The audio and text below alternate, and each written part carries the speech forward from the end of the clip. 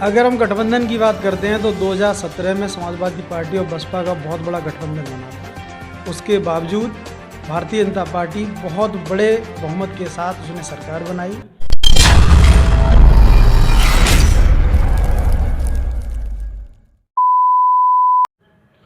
नमस्कार, आप देख रहे हैं RMST भारत। मैं प्रशांत यादव। जैसा कि कई दिनों से मेरा एक कार्यक्रम चल रहा है सीधी बात ज़मीनी लोगों के साथ, जिसमें हमने समाजवादी पार्टी के भी कार्यकर्ता से और बहुजन समाज पार्टी के भी कार्यकर्ता से इंटरव्यू लिया है। इसी के तहत आज हमारे साथ मौजूद हैं भारतीय जनता पार्टी के मंडल अध्यक्ष कल्पेंद्र भारती जी। आज इनसे करते हैं बातचीत। सर्वप्रथम RMST भारत चैनल के माध्यम से सभी दर्शकों को नव वर्ष की हार्दिक शुभकामनाएं देता हूं। मैं कल्पेंद्र भारती, मंडल अध्यक्ष भारतीय जनता पार्टी करहैल, सभासद नगर पंचायत करहैल। उत्तर प्रदेश में ब्राह्मण भारतीय जनता पार्टी से नाराज हैं। क्या वो मुख्यमंत्री जी को पसंद नहीं करता है? आज पूरे उत्तर प्रदेश में भारतीय जनता पार्टी पुनः पूर्ण बहुमत की सरकार बनाने जा रही है। आदरणीय योगी आदित्यनाथ जी ने इतने जन कल्याणकारी योजनाओं के माध्यम से लोगों से जुड़े हैं कि हम लोग पुनः सरकार बनाने जा रहे हैं। पूरे उत्तर प्रदेश में ब्राह्मण समुदाय आज भी भारतीय जनता पार्टी के साथ बहुत मजबूती के साथ खड़ा है और मैं आशा करता हूं कि वो पुनः जोर तोड़ के साथ भारतीय जनता पार्टी को समर्थन करेंगे और पुनः सरकार बनाएंगे। विपक्ष का कहना है कि अखिलेश की विजय रथ यात्रा में इतनी भीड़ हो रही है कि भाजपा के पसीने छूट रहे हैं। अखिलेश जी की विजय रथ यात्रा में अभी की भीड़ और आप 2017 का चुनाव अगर देखेंगे तो इससे भी ज़्यादा उसमें भीड़ थी, लेकिन फिर भी भारतीय जनता पार्टी ने पूर्ण बहुमत की सरकार बनाई। जनता आपको वोट क्यों दें? आज उत्तर प्रदेश में सुशासन लागू है, आम जनमानस सम्मान के साथ अपनी ज़िंदगी जी रहा है। ये सब उत्तर प्रदेश सरकार आदरणीय योगी आदित्यनाथ जी की देन है। अनेकों जन कल्याणकारी योजनाएं आज पूरे उत्तर प्रदेश में चल रही हैं, जिनका लाभ डायरेक्ट आम जनमानस को मिल रहा है। हम चाहे उज्ज्वला गैस योजना की बात करें, प्रधानमंत्री आवास की बात करें, वृद्धा पेंशन की बात करें, किसान सम्मान निधि की बात करें, हजारों ऐसी अनेकों अनेक योजनाएं हैं जो आम जनमानस को एक सरल ज़िंदगी जीने और सुदृढ़ स्थिति में लाने का उत्तर प्रदेश सरकार का पूरा प्रयास रहा है और उसमें सफल हुए हैं। आज राशन वितरण की बात हम करते हैं तो पूरे महीने में 2 बार राशन आम जनमानस को दिया जा रहा है, जिससे बहुत राहत है। लोग उत्तर प्रदेश सरकार से पूर्ण से संतुष्ट हैं और वो पुनः भारतीय जनता पार्टी को वोट करने के लिए तैयार है। विपक्ष के एक पूर्व सांसद हैं वीरपाल सिंह यादव। उनका कहना है कि जब से चचा भतीजे का गठबंधन हुआ है तब से भाजपा बौखलाएगी। अगर हम गठबंधन की बात करते हैं तो 2017 में समाजवादी पार्टी और बसपा का बहुत बड़ा गठबंधन बना था। उसके बावजूद भारतीय जनता पार्टी बहुत बड़े बहुमत के साथ उसने सरकार बनाई। इस 2022 के विधानसभा चुनाव में भी वही दोबारा रिपीट होने वाला है। गठबंधन से मैं समझता हूँ कोई बहुत बड़ा असर पड़ने वाला नहीं है, क्योंकि आज वर्तमान परिवेश की अगर हम बात करते हैं तो आम छोटे से छोटा व्यक्ति अपनी शिकायत लेकर के अगर थाने में जाता है तो उसकी सुनवाई होती है और वो पूर्णतः संतुष्ट होकर के अपने घर आता है। आम व्यक्ति आज आधी रात कहीं भी जाने के लिए कतई हिचकता नहीं है, क्योंकि आज पूरे प्रदेश में स्वशासन प्रशासनिक पूरी व्यवस्था है।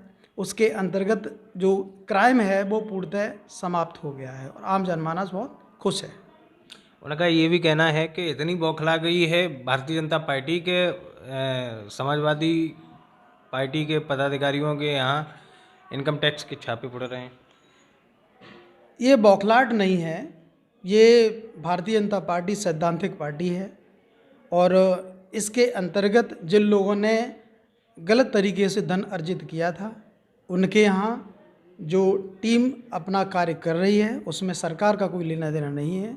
ये कार्य होना हम आम जनमानस के लिए, आम जनमानस की खुशहाली के लिए अति आवश्यक है। आगामी विधानसभा चुनाव में भारतीय जनता पार्टी करहल विधानसभा से किस प्रत्याशी को टिकट देगी? भारतीय जनता पार्टी संगठनात्मक पार्टी है। हमारा संगठन लगातार बूथ स्तर पे अपना कार्य कर रहा है और जहाँ तक भारतीय जनता पार्टी प्रत्याशी की बात है तो हमारा प्रत्याशी कमल का फूल है। जो भी मेरा प्रत्याशी होगा उसके लिए पूरी पार्टी सभी पदाधिकारी मेहनत करेंगे और उसे करेल विधानसभा से विजयी करवाएंगे। इस बार भारतीय जनता पार्टी उत्तर प्रदेश का चुनाव धर्म पर या विकास पर, किस पर लड़ेगी? भारतीय जनता पार्टी इस बार विकास के मुद्दे पर चुनाव लड़ेगी। इतना विकास भारतीय जनता पार्टी की सरकार, उत्तर प्रदेश सरकार में हुआ है कि आम जनमानस आतुर है भारतीय जनता पार्टी को वोट करने के लिए।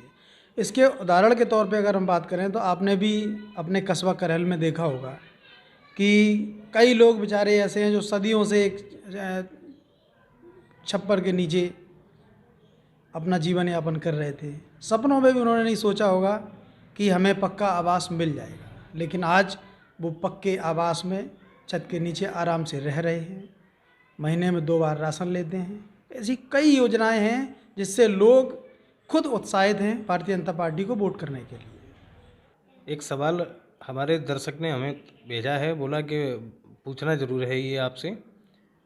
सवाल भेजने वाले का नाम तो खैर मैं नहीं बताऊंगा। आपकी पार्टी से कन्नौज सांसद सुब्रत पाठक का बयान है कि मुसलमान हमें वोट नहीं देगा क्योंकि हमने राम मंदिर बनवाया है। आपको नहीं लगता है कि सुप्रीम कोर्ट के फैसले का जितना सम्मान हिंदुओं ने किया है उतना ही मुसलमानों ने किया है? बीजेपी के लोकसभा के सदस्य ऐसे बयान देते हैं, क्या ये सही है? बीजेपी हिंदुओं को खुश करने के लिए ऐसे बयान देती है? सुब्रत पाठक जी हमारी पार्टी के बहुत ही वरिष्ठ नेता हैं, कन्नौज से सांसद हैं। इस बयान के बारे में हमें कोई जानकारी नहीं है। आज उत्तर प्रदेश सरकार की अगर हम बात करें तो अनेकों योजनाएं जिनका लाभ बहुतायत संख्या में मुस्लिम समुदाय को मिला है और मैं आशा करता हूं कि आने वाले चुनाव में कई मुस्लिम परिवार ऐसे हैं जो आदरणीय मोदी जी और उत्तर प्रदेश सरकार आदरणीय योगी जी को वोट करने वाले हैं, भारतीय जनता पार्टी को वोट करने वाले हैं। विपक्ष का कहना है कि भारतीय जनता पार्टी जब से सत्ता में आई है तब से महंगाई चरम सीमा पर है। उत्तर प्रदेश सरकार की अगर हम बात करें तो इससे पहले कोरोना महामारी के चलते आप सब लोग के संज्ञान में है कि किन विषम परिस्थितियों के साथ उत्तर प्रदेश के यशस्वी मुख्यमंत्री आदरणीय योगी आदित्यनाथ जी ने सुव्यवस्था के अंतर्गत पूरे प्रदेश को कोरोना जैसी महामारी से लड़ने के लिए सक्षम बनाया और उसके अंतर्गत जो थोड़ी बहुत महंगाई बढ़ी है उस पर भी सरकार पूर्णतः कंट्रोल कर रही है। और मैं समझता हूँ कि आम जनमानस की खुशहाली के लिए कई योजनाएं सरकार के द्वारा सुचारू रूप से चल रही हैं, जो मैं समझता हूँ महंगाई कोई ऐसा मुद्दा नहीं है। उज्ज्वला योजना में गरीबों को जो सरकार की तरफ से सिलेंडर दिए गए थे, उन लोगों का कहना है कि जो सरकार ने गैस दी थी हमारे पास वही गैस थी, हमारे पास इतने पैसे नहीं हैं कि हम सिलेंडर भरा सकें, क्योंकि आज वर्तमान में सिलेंडर लगभग 1100 रुपये का है। उज्ज्वला गैस योजना के अंतर्गत जो कनेक्शन दिए गए थे उसमें भरा हुआ सिलेंडर दिया गया था। उसके अलावा आपने देखा होगा कोरोना महामारी के चलते प्रत्येक आम जनमानस के खाते में 1,000 रुपये सरकार ने दिए हैं, मंथली 1,000 रुपये सरकार ने दिए हैं। और मैं समझता हूँ कि यथासंभव जो सरकार मदद कर सकती है वो मदद की है और लाभार्थी खुश भी है। अब थोड़ा बहुत कार्य करके सिलेंडरों को भराना ये हम लोगों की भी जिम्मेदारी बनती है। पूर्णतः हम लोग जो है अपनी मेहनत करके और अपने सिलेंडरों को भरा सकते हैं। तो ये थे भारतीय जनता पार्टी के करहल मंडल अध्यक्ष कल्पेंद्र भारती जी। इनसे बहुत अच्छा लगा बात करके। क्या कहना चाहेंगे हमारे दर्शकों को? सर्वप्रथम आपके चैनल के सभी सहायक बंधुओं को मैं उनका आभार व्यक्त करूंगा कि आप लोग आम जनमानस की आवाज़ उठाने में सबसे आगे रहते हैं। और मैं आपके चैनल के माध्यम से आपके दर्शकों से भी विनम्र आग्रह करूंगा कि आने वाले 2022 के चुनाव में भारतीय जनता पार्टी को वोट करें, भारतीय जनता पार्टी को समर्थन करें, जिससे पुनः उत्तर प्रदेश में सुशासन वाली सरकार बन सके। बहुत बहुत धन्यवाद, बहुत बहुत आभार।